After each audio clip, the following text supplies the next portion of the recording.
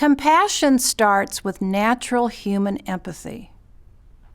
Human beings and some other animals feel a sense of pain when they see someone else suffering pain. Compassion is more than empathy, though. It is not just a feeling. It is acting on that feeling to alleviate the suffering of others. If someone feels bad when they see a suffering person, but do nothing about it, are they compassionate? I think not. In Ethics for the Third Millennium, the Dalai Lama says that compassion is a universal virtue, recognized by all religions. He thinks we are not likely to agree about the metaphysical beliefs that divide religions from each other, but we can agree about the value of compassion. Compassion might not help to make people cooperate if they don't like each other, but at least it prevents them from treating each other in some of the worst ways. In Goya's painting, Self-Portrait with Dr. Arietta, we see compassion portrayed by an artistic genius. In 1792, Goya developed a sudden serious illness, which included dizziness, weakness, delirium, abdominal pain, deafness, and partial blindness. When the illness recurred, his physician Eugenio Arietta nursed him back to health, and in gratitude, Goya painted his last self-portrait with Dr. Arietta in 1820, a year after the illness.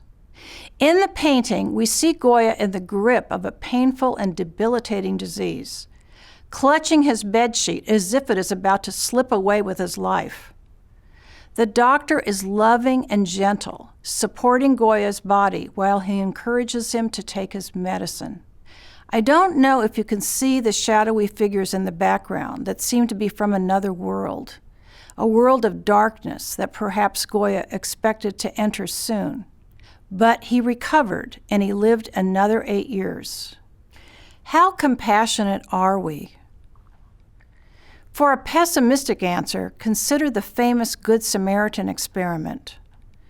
The subjects were Princeton seminary students who were asked to give a talk in another building.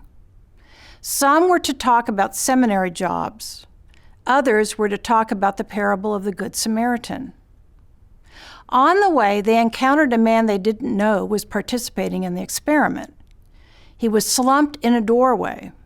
As they passed him, he coughed twice and gave a small moan. The man's appearance was intentionally unclear. He could be hurt or perhaps inebriated.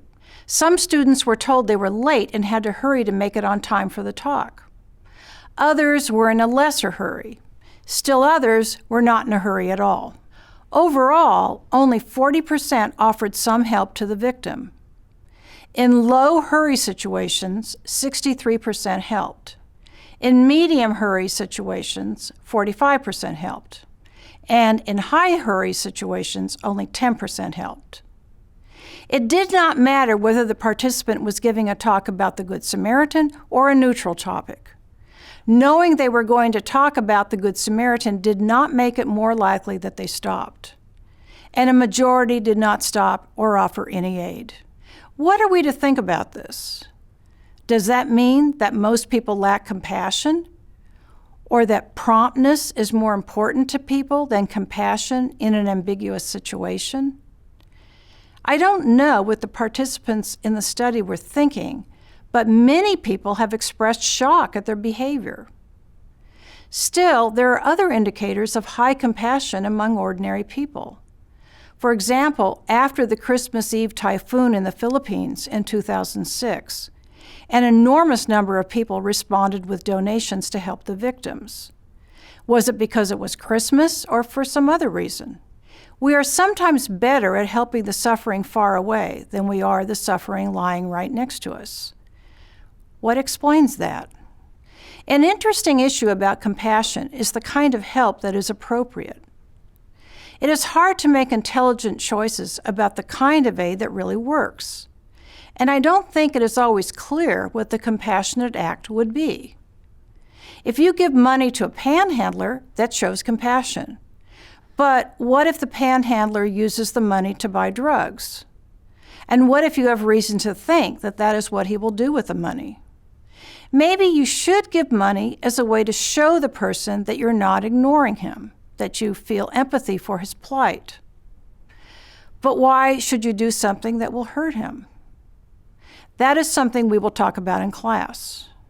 Is compassion an Aristotelian virtue in the sense of a mean between extremes? As we saw in the last lecture, courage is a good candidate for Aristotle's doctrine of the mean because cowardice and foolhardiness seem like two extremes with courage in between. Cowardice is a deficiency in facing danger, and foolhardiness is an excess. There's obviously such a thing as a deficiency in feeling sorry for a suffering person. But is it possible for a person to have an excess of feeling bad for someone else and trying to help him? Some people have a sentimental rush of tears when faced with suffering that prevents them from having a judicious response. Or maybe they help so much that they smother the recipient.